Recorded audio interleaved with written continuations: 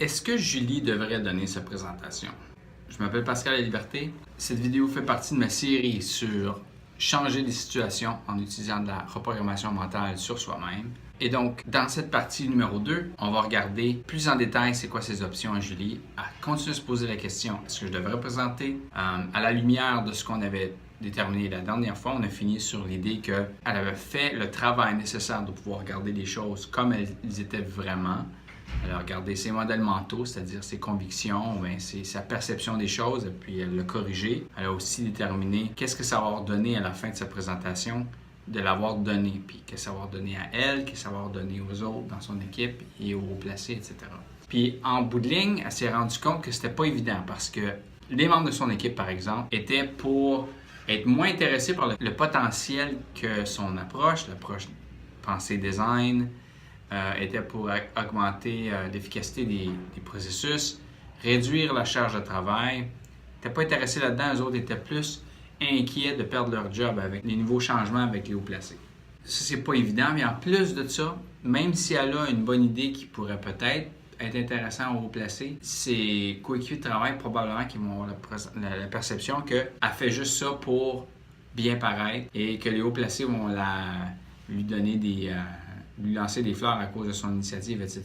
Ça va créer plus de cynisme envers ses coéquipiers que d'autres choses, qui est le contraire de ce qu'elle essaie de faire. Donc là, elle se rend compte que la situation est complexe ici. Elle pense sérieusement qu'il n'y a peut-être rien qui va changer à cet endroit-ci. Elle se rend compte, mais il faudrait que je parte dans le fond. Il n'y a rien qui va arriver ici, il faudrait que je m'en aille ailleurs. Il faudrait que je change de job. Puis là, plus elle y pense, plus elle se rend compte que ça va être beaucoup d'efforts à essayer de prendre une présentation puis de la donner. Ça va aussi être beaucoup d'efforts d'essayer de trouver une autre job. Elle se sent en conflit avec ça, elle se sent un petit peu coincée. Si c'est le cas, que sa conclusion, c'est qu'il n'y a rien qui va arriver ici, puis il faut qu'elle s'en aille. Il y a bien du travail qu'il faut qu'elle fasse avant qu'elle s'en aille. À moins que je ne quitte, je ne pourrais pas avancer dans mes idéaux.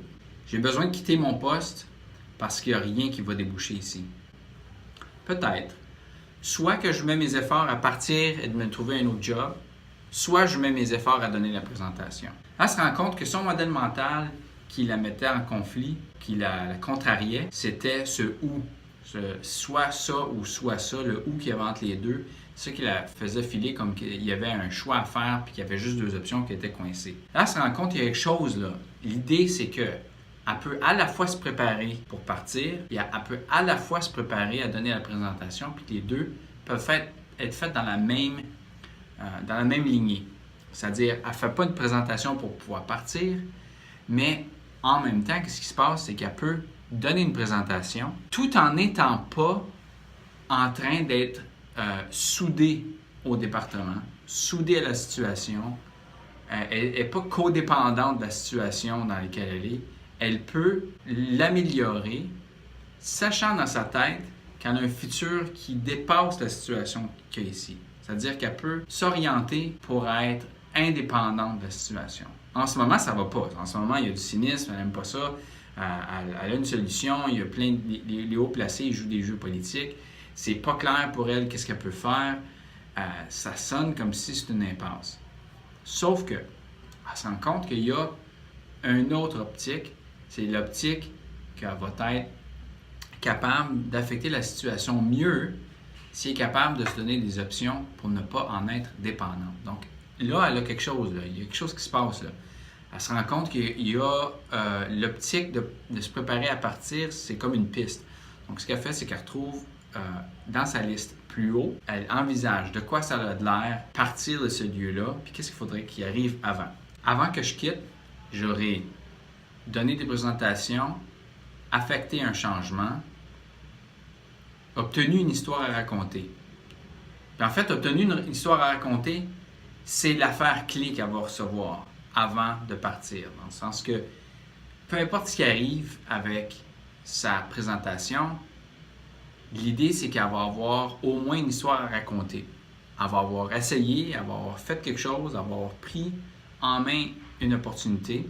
Ça va être ça qui va être la trame dans laquelle elle va pouvoir se brancher. Elle va avoir affecté quand même un changement juste par sa posture, juste par le fait qu'elle n'avait pas froid aux yeux, puis elle a dit, même s'il n'y a personne qui vient à ma présentation, même si ça ne change rien, même si c'est juste une personne qui vient et même pas dans mon équipe, c'est une personne d'une autre équipe, d'avoir le genre d'attitude de faire quelque chose, même s'il n'y a rien de garanti, c'est quand même quelque chose qui peut être raconté plus tard. Donc elle se rend compte avec ça que ça, c'est la clé par laquelle elle peut voir bien la situation dans laquelle elle est. Sachant ça, là, elle sait qu'elle peut quand même donner sa présentation, elle peut s'en préparer. Les prochaines étapes, ce serait de se préparer à la soumettre au comité qui va de sélection, qui va pouvoir faire un choix, décider si oui ou non elle va avoir la présentation, elle va pouvoir la donner. Aussi, sachant ça, elle peut maintenant faire une présentation qui va être un peu osée ou un peu à la place de penser, OK, je vais introduire l'idée du design thinking, un sujet sur lequel tout le monde l'a entendu,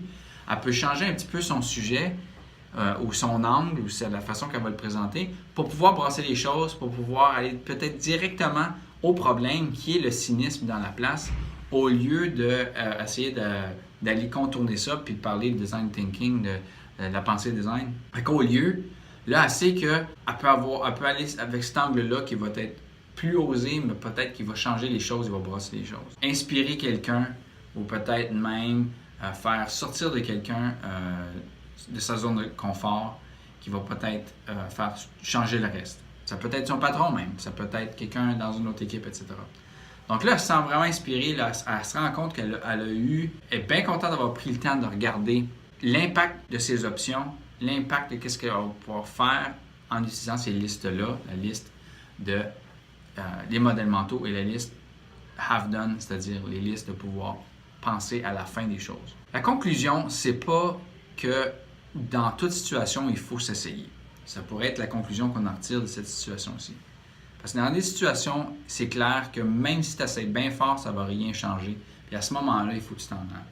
Mais comment discerner la différence entre les deux, c'est ça qui est difficile. Mais c'est pour ça que la conclusion, dans le fond, de cette vidéo, c'est en prenant le temps de faire l'inventaire de nos croyances, de comment on perçoit la fin des choses pour vraiment voir qu'est-ce que je veux célébrer à la fin, comment que ça va être conséquent, cette option-là. Ben, en faisant ce travail-là, c'est comme ça qu'on peut discerner, puis c'est comme ça qu'on peut voir clair. Comme personne qui veut affecter un changement, c'est nécessaire pour pouvoir faire les choses. Des fois, c'est une petite chose qui fait la grosse différence. Ça va donner une présentation, par exemple, qui va être pas en tout sur le sujet de la pensée design, mais quand même un peu en parler dans le contexte de cette présentation-là, mais elle va aller droit au but avec le problème du cynisme, ça va déclencher un paquet de changements par après, il va avoir toutes sortes de conséquences. Puis en bout de ligne, ce qui est important, c'est qu'elle va avoir une histoire à raconter, puis cette histoire-ci, c'est l'histoire qu'elle va savoir préparer comme il faut, puis avoir discerné la situation, puis avoir fait un changement.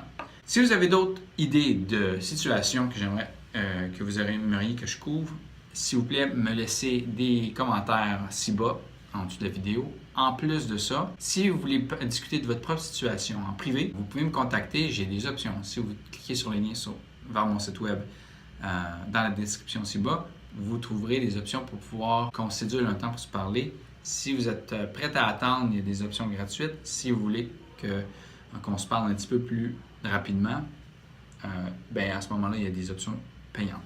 Et pour vous faire notifier quand il y a d'autres vidéos qui vont sortir comme ceux-ci, je vous encourage à vous abonner. Donc, continuez à vous préparer pour avoir un impact conséquent sur les situations qui vous tiennent à cœur.